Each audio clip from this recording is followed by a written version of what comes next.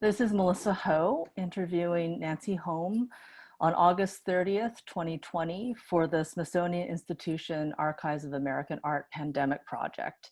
And Nancy is speaking to me from her home in San Francisco, California. Hi, Nancy. Thank you so much for taking time to do this. It's really nice to see your face. It's nice to see anybody's face these days. So, as I explained, the effort of this project is to capture for the record how the pandemic and the other circumstances of this year are impacting artists in the United States. So I'll start just by asking, how have the past months been for you, and how have you been caring for yourself and your family at this time? It's been hard. It's been difficult to concentrate, frankly. I feel like I have two things on my shoulder. One is my normal health issues, which for some reason exacerbates the COVID symptoms. So, I have a heart condition and I have high blood pressure and all the things that they say would make me most vulnerable to COVID. So that's on my shoulder all the time. And the other thing that's on my shoulder is fear. Fear of what's happening in this country, fear of going out, fear of people not wearing masks. And so I walk around with these two fears and issues on my shoulder all the time. And behind that fear is the big one, that the specter of death always behind me. And I've never, I've had this condition for about 5 years now. I had a temporary stroke, which thankfully is not permanent. But because of that, there's always been this, specter of I could die any moment. But now it's very strong. And it's been hard as an artist to work past that. It's like walking in mud, to get past that and to move forward. Because I used to move forward with a certain optimism. And now it's kind of dawning on me that I may not survive this virus, which is, kind of pulls me back sometimes and rearranges my priorities too. That's some days. Other days I feel better and find the strength to go on. And what has been sustaining me is that up until last week, I was babysitting my grandchild 3 times a week. And when you babysit a little baby, it's very, very uplifting because you feel like your life is fresh and all you do is play, and life is very simple at that age. So that's been really sustaining me. I don't know how I would have done it without her. And they moved to Sacramento, so we'll find out how I do without her. Oh, so that's a big change then. Yeah, it's been a crazy month because it's helping them move, it's babysitting a lot more so that they can pack and move, and trying to wrap my head around them being gone. It's not that far away, it's about 2 hours away. An hour and a half if there's no traffic, but still it's another city. And I just feel like, we've bonded so much to my grandchild that How old is your granddaughter? She's 10 months. It's a lovely age where she's just beginning to, stand and discover things. And you really can't be sad when you're around her. But it's been a real blessing to be close to my daughter and my son-in-law. You know, we usually have dinner together after the babysitting is done. And so that's been a real stable force in our lives and helps us keep grounded. And we'll see what happens in the coming months. Of course, we'll take trips often to see her, but there are fires in this state. There's a lot of things that may prevent us from, you know, going to Sacramento on a more regular basis. But I'm trying for at least once a month, so we don't miss any of those. Yeah. Yeah. Babies that age, they change so much in a month. So Right. um, I'm talking to you at a moment of real transition. You're just about, it sounds like you just sort of finished one chapter, and the pace of week to week, day to day life is changing. Have you been managing to make art during this time? Yes, I have. Not as regularly as I used to. I tried when the pandemic first hit in March. I went into my regular mode of, okay, I'm gonna make art and bring the community together and you know, get us through this, you know, with some kind of grace. But it didn't work. I have been doing for the past 8 to 9 years these huge floor mandalas. Yes. It involved the entire community in helping me make it, and that's the whole idea behind it, that we all own this art piece. So I thought I couldn't do it in a pandemic, but I could do the whole mandala and everybody just give me a little square to put at the outer rims, as I usually have them do.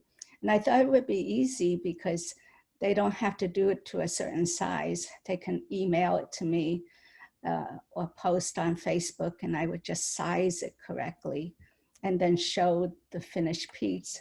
But I didn't get many participants, and it was surprising to me. And I figured that people were still trying to cope with this phenomenon. You know, we're not used to being so isolated. And so, so after several attempts, I kind of gave up on doing that. And I realized that my community-based artwork has to change. So I created a mandala for myself, a little 2-foot one. And what I did was I had created a Buddhist mandala. It's all Buddhist iconography, it has Buddhist mantras and the deities, and a small Buddhist mandala so that I could say prayers every night for those who have died. Originally, it was going to be those who have died from COVID, but it has expanded to whoever has died. And so then I asked Facebook friends to submit names, and people were willing to submit names of people dear to them or people that they've heard about who have died. And so it becomes interesting. It's a perpetual mandala because there are always people dying. Yes. And I change it every week, and I say prayers for that group of people. And it seems to be, I've been told that it seems to be very healing, even though it's a small one. And I don't even show the mandala anywhere. I was just going to ask you what are the means to share it with others, if there are means right now. Yeah, I can show it, and I probably will, because it's a live prayer. It felt real personal to me, so I didn't feel the need to show it as my artwork per se. Whereas the other mandalas, it was my, my artwork, my identity as an artist. This time is more like, is my Buddhist practice, you know. But I will share it because I finally have a good picture of it, but only as an afterthought, not as the main thing. I feel like having the names, I post all the names that I'm going to say prayers for that week. And I post it on Facebook, so at least people know who I'm praying for. And it has helped me most of all because it grounds me every night, no matter what is happening, or sometimes I get upset at the news, but I will always end the night in prayer. And I will always end the night in connection with these people that these names that have been entrusted to me, you know, by people that I know. It's a different kind of community involvement. It's not the same as having a big show, or it's not like anybody's oohing and ahhing over your artwork. And interestingly enough, nobody has actually asked to see this mandala. You know, they just trust that I have this mandala and that I am saying prayers. And I think enough people have seen my artwork. I've done several Day of the Dead pieces, and I've actually recycled those pieces. So they know about the changing of the names. They know about how I honor the names and the people who have died. So I think they trust that my mandala will look similar, and they can visualize in their heads what I'm doing every night. If I could ask you another question about community, are you, I mean, it sounds like you are still connecting, finding ways to connect with people. Are you seeing people? Are you staying very isolated among your immediate family? Are you finding new ways of connecting with community at this time? I am mostly with my family. Mm-hmm. I don't even go shopping. Is, you know, I'm really into self-preservation at this point. But I do have a few Zoom groups that I'm part of. One is a creative arts group that I'm part of. There are 10 of us who used to get together. We're the kind that go to openings, and, you know, we share each other's artwork. And so it seems natural that we would share on Zoom. And we meet every 3 weeks or 4 weeks, and we each do a presentation on Zoom, and we talk about art. And, you know, some of us are writers, and we also share writing. So I have that group. I have another group that's a movie group made of similar people, but we used to get together mostly at my house to watch movies. But now we have to see the movie, and then we get together and talk about it online. So that's, you know, that's another way to at least maintain some contact that's outside of my family. I have many Buddhist teachings and talks that I attend. It's been actually very good for the Buddhist community because I'm listening to teachings that I would normally never have the time or money to go to. And so the Sangha has really expanded. I'm also part of another group called Deep Chat, where we get together and talk about death in all its aspects, which may sound morbid, but actually is very uplifting to get together and have a community that really can honestly talk about this taboo topic. And because we all know it's in the back of our minds all the time, but it's from a Buddhist perspective. So it's not it's not something that we're afraid of, but is more making friends with this inevitable thing that we're going to go through and trying to understand it. So I don't do a lot of Zoom, but other Zoom meetings are about listening to music, and they're more passive. They're us listening, but in terms of interaction, those are my three main interactions. I'm also participating in a group art project. I'm creating tarot cards for a deck. It's organized by Adrian Arias, and he gathered some artists to create a tarot deck based on either the pandemic or the racial tensions of the day. It's been kind of interesting. It's been very hard for me to do in between the babysitting and the, everything else, but it's been a good exercise for me because is again another connection to community in a different way. Group projects are one way to do it. And also it helps me think about metaphysical or spiritual iconography that can express this time. It's very challenging, but when it's done, I always feel like empowered, by the cards and the message and the way I portray the message. So do you know which card you're creating?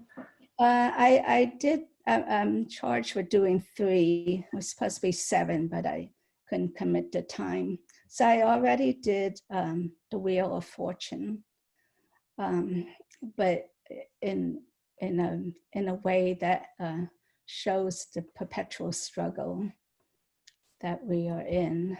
And I'm working on the Ace of Cups and also the Ace of Wands. So I got the aces. Yes. Wheel of Fortune is incredible, and it's been a very good exercise for me, and it keeps me busy. I first said yes because I wanted to take my mind off the pandemic and the news and everything. I find that I can't. I can't just not look at the news. So I'm trying to do this and have my mind occupied with the news, and I look at pandemic charts, and we look at the air quality charts every day. So there's a lot on my mind, but at least there's art that's going to come out of it. The writing that I do, that has taken a back seat. I thought I would write a lot more in this period, but the words, I need some time to reflect, and I don't feel that I have that space right now. There's so much going on that you can barely catch your breath, and then the next headline will appear. So I'm looking forward to a time when I don't do anything, but just sit with all that's happening and then reflect. So that probably is what I'll do in the future. And of course, you're a longtime activist, and as an artist, your practice has been deeply engaged with social and political issues and realities. Perhaps you need this time to reflect, but I'll ask anyway. How does this compare to other crises that you've encountered and lived through? And does anything feel different to you this time? Are you talking about the pandemic? I'm talking about the pandemic, as well as the actions, the call for racial justice, which of course is not new, but is having its own chapter right now. Mm-hmm. Well, the pandemic, I've never encountered such a pandemic before. Usually other crises, and we've had, many crises through the years. We've had each other to hold on to. We would go and hug each other, and there would be ways to just to find comfort. And I think that's what's most debilitating about this pandemic, is that we're forced to connect like we're doing now online, but we can't really see each other. And so I'm lucky that I do have a computer and I do have these resources, but I feel for the people who don't, because then you're really, really isolated. You can't even comfort each other at a funeral. And so I think this pandemic is especially hard on all of us as a community. And it's, I know there are marches, I know we can still organize, but for those who can't go to a march, like I can no longer go to a march, it's been frustrating, So the only connection I can do is to post a lot on Facebook or try to share information and use email and all these computer resources. But there's nothing like face-to-face to convince people or to just rally for a cause. And there's nothing like getting people together and feeling the excitement of being together. In terms of the racial inequality and everything that's happening in the world, we have entered a new chapter, and it's a very terrible chapter. I just posted today that people who have gone through escaping from authoritarian regimes are taking it especially hard, because it's almost like PTSD. And, before we could be, just la-di-da, walking down the street, the sun is shining and we don't feel it. But now we feel it every day, whether it's through direct racial confrontation or by looking at the news and seeing that this racial inequality and all the racist acts are actually condoned by the highest office. And so you can't say, oh, it's happening over there, or it's those people, or, it will come around to happening to you, I haven't personally this year encountered racial slurs or anything like that, but I have close friends who have been victims of racial attacks. And so it's just one degree of separation. It's just a matter of time. And I feel that the more the administration condones this and actually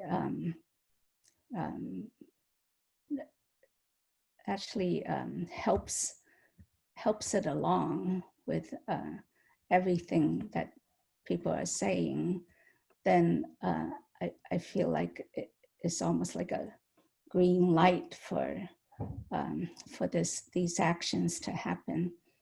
So that's the main thing I feel. That the tension is whether we can mobilize and stop it, and yet we're hampered by the pandemic, otherwise there'd be millions in the street. But, yes. A lot of people can't do that. So, and yet, because also the ones who support these racist acts, they also don't take the pandemic that seriously. So they are the ones who are mobilizing in the streets. Yeah. Yeah. And so it's like this tension of what do we do, and how well can we do it. And I'm also worried about uh, uh, our resistance to the racial inequality, because in the past we would all stand together, but now I find that there's even a split, even with the progressives, you know, that some people are still fuming because they didn't get the right candidate in, or squabbling amongst ourselves, whereas there's a bigger issue out there. And I really wish that we would, get together and fight that issue. But now that we're so splintered, and is also because of all these lies and the media kind of reporting even on the lies, and social media especially, you don't know what's true or not. We've splintered into a lot of different groups, Yes. believe different things. So it's harder, it's really harder to, form coalitions and, march as one. I know we had all these differences in the past, but we were able to get together and march as one.